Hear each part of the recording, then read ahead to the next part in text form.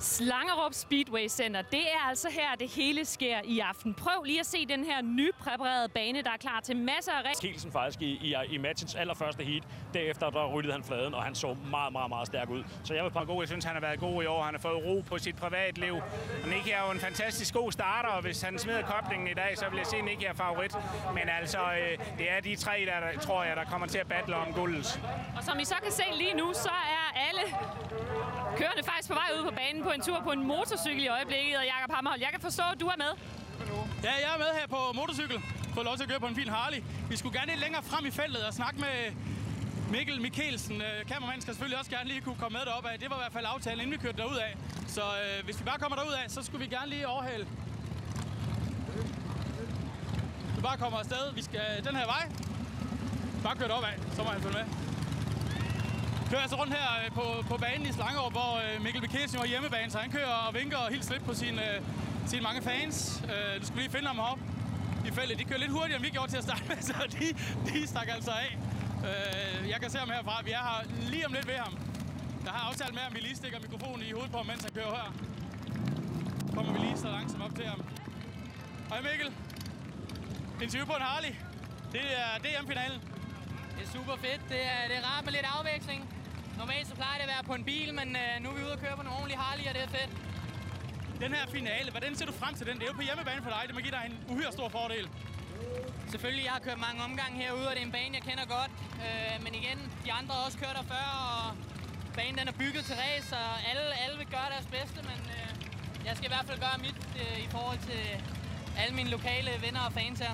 Hvad betyder det for dig, at du sådan, kender halvdelen af menneskerne, der står herude? Selvfølgelig så, jeg tænker ikke så meget over det, når jeg kører, vel, men igen. Og der mister vi lige forbindelsen. Vi kan lige se, at vi kommer tættere på. Du er ved at sige? Det er jo super fedt, ikke? Det er lokalt, og jeg skal jo herude og vise, at det her det er min baghave, ikke også? Så jeg skal bare holde i. Du giver den noget gas? Selvfølgelig gør jeg det. Held lykke med det. Tak for det. Jakob, den her bane, som vi kommer til at se ufattelig mange slåskampe forhåbentlig i aften på, i hvert fald en masse fed race. Hvad er det for en bane, det hele skal afgøres på i aften? Dejligt for speedway-sporten. Ingen tvivl om det.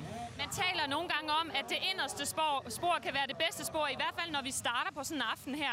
Prøv lige at forklare, hvor afgørende de her spor rent faktisk skal være for udfaldet i sådan en finale her. Jamen altså, der er jo ingen tvivl om, at tre kører. Så jeg vil sige, inderbanen er tit en fordel, men det behøver den ikke at være her i Slangerup altid. Men de kan vel også udvikle sig i løbet af aftenen, at nogle spor viser sig at have været bedre end andre?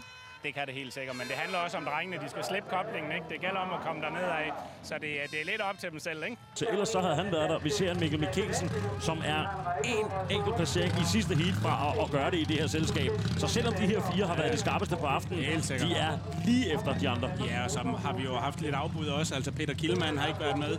Bjarne Pedersen har ikke været med på grund af, at han var syg. Altså der har været nogle afbud, som man kan sige dejligt at se, at bundniveauet i Speedway, dansk Speedway, er så tæt alligevel ikke. Vi har nogle fantastiske unge kører.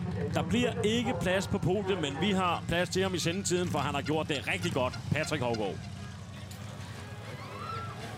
Havde vi nu sagt en top 4, inden vi startede i dag, så havde jeg nok købt den, men det er klart, når man nu er i finalen, så kører man for mere. Din konkurrent, Nicky Pedersen, snakkede om, at det psykiske måske kunne spille ind. Havde det nogen betydning i dag? Nej, det synes jeg faktisk ikke, det havde. Jeg synes, jeg tog det meget cool, og jeg har været i en del U21-runder, da jeg var yngre, og egentlig også kørt en del Grand Prix-kval rundt omkring. Men det er nu sådan en gang, det er, og stort stykke til de andre. På forhånd, en fjerdeplads er fint. Hvordan er følelsen lige nu? Det er en rigtig øv følelse. Når man står i finalen, så vil man gerne meget mere. Specielt en podiumplads vil være rigtig lækkert, men der er dog igen næste år, så må vi se, om vi kan tage godt der. Du kan. Og dem, som skal på podiet, de sidder her lige nu. De bliver kørt rundt på Harley Davidsons. Og får deres fortjente hyldest af publikum.